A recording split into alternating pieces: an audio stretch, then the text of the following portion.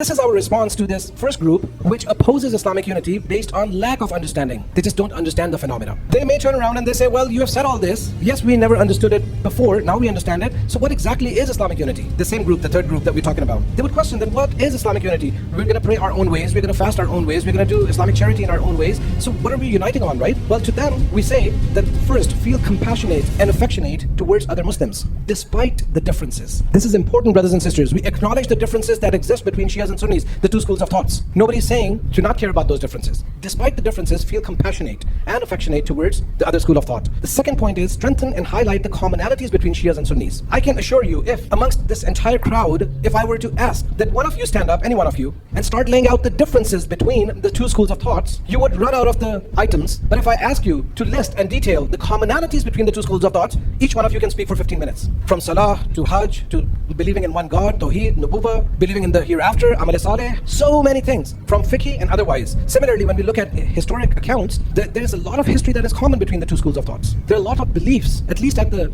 superficial level, they're common between the two schools of thoughts. These are the commonalities that need to be highlighted. This is what the world of Islam needs today. But if you notice, there are some who are hell-bent on finding the differences, even the minutest of differences between the two schools of thoughts. Especially in today's time and age when we see social media. How many people do you know of who talk about the commonalities between the two schools of thoughts? But if I were to ask you how many people you know of on social media who talk about the differences between Shias and Sunnis, you would start giving me names. Isn't that true? Why is it that this environment is being created? It's being orchestrated. When we have, let's say, on superficial level, surface level, 90% of commonalities, why in the world nobody wants to talk about the commonalities on social media? And let's say we have 10-15% of differences and everybody wants to just cling on to these differences. Why? Do you think it's a coincidence? There's a plan behind the scenes. The third thing, making sure that the sanctities of each other are protected and they're not insulted, they're not attacked. This is what Islamic unity calls for.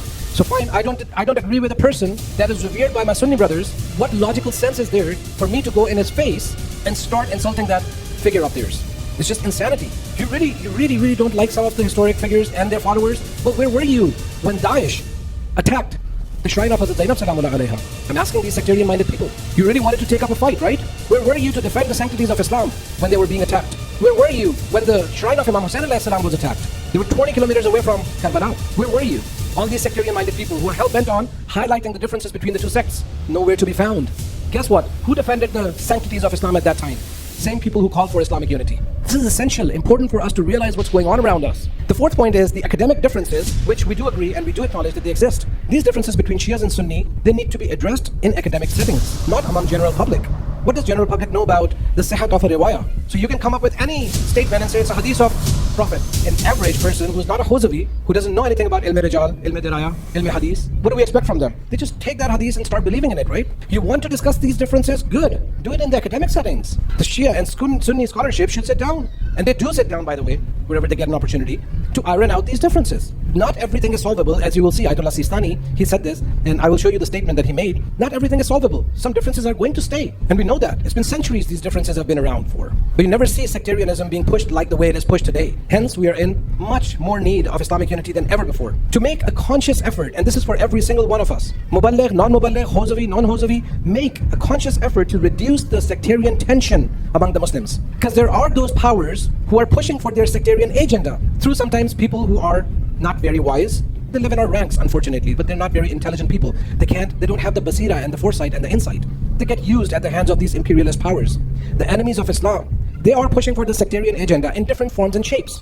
And then you see these people, they go onto these social media, they create their profiles, they start talking about things that are going to instigate your emotions. They're instigating your emotions and Sunni's emotions, inevitably, by saying things. A conscious effort has to be made against such elements in the societies, not just in Shia community, and Sunni community as well.